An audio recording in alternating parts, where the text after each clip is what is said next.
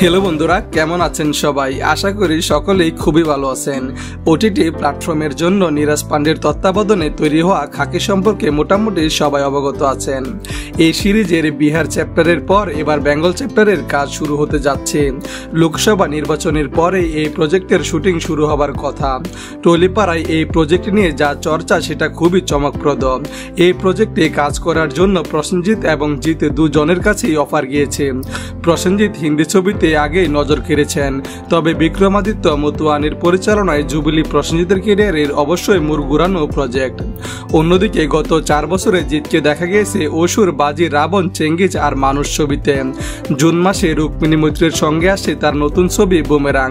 কিন্তু জিতের অনুরাগীরা বরাবরই প্রশ্ন করেন জিৎ কেন হিন্দি ছবি বা ওয়েব সিরিজ করছেন না। লক্ষণীয় যে চেঙ্গিজ ও মানুষ ছিল প্যান ইন্ডিয়ান সিনেমা, তাই দর্শকদের কাছে পৌঁছানোর নিরিখে জিতের পরিধি যে বাড়াতে চাইছেন জিৎ সেটা স্পষ্ট। নীরাজ পান্ডের সঙ্গে জিতের সম্পর্ক পুরনো, সেই কথা কারোর অজানা নয়। জিতের ঘনিষ্ঠ এক সূত্র বলছেন নীরাজ পান্ডে এর মধ্যে কলকাতায় এসেছিলেন, মিটিং করে গিয়েছেন। জিৎ আর প্রসেনজিৎ একই সঙ্গে এই কাজ করবেন সেটাই জানি, তবে যতক্ষণ এই ব্যাপারে কিছু ঘোষণা না হচ্ছে নিশ্চিত হওয়া মুশকিল। এবার কলকাতা পুলিশের বিভিন্ন ঘটনা তুলে ধরা হবে এই ওয়েব সিরিজে।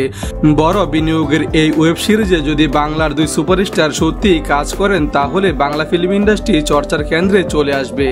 জিৎ আর প্রসেনজিৎ গত 5 বছর একসঙ্গে কাজ করেছেন। যেমন আইখুকু আইসবের প্রযোজক ছিলেন জিৎ, প্রধান মুখ ছিলেন প্রসেনজিৎ চট্টোপাধ্যায়।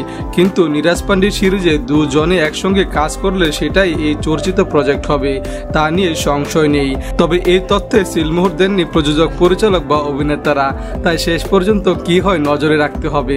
তবে আমার মতে বিগ সুপারস্টারদের ওটিটি প্ল্যাটফর্মে কাজ করা উচিত নয়। যে সুপারস্টারকে দেখতে মানুষ 200, 300, 400 টাকা খরচ করে সিনেমা হলে যায়, তাকে যদি 20 টাকা খরচ করে মোবাইল খুলে দেখা যায় তাহলে সেই সুপারস্টারের ভ্যালুটা ঠিকঠাক থাকে না। যাই হোক, এই ব্যাপারে আপনারা কি চান কমেন্ট করে জানিয়ে দিন। পাশে থাকার জন্য ধন্যবাদ। Hi friends, don't forget to like, comment and share, and yes, subscribe to Entertainment's YouTube page for latest updates.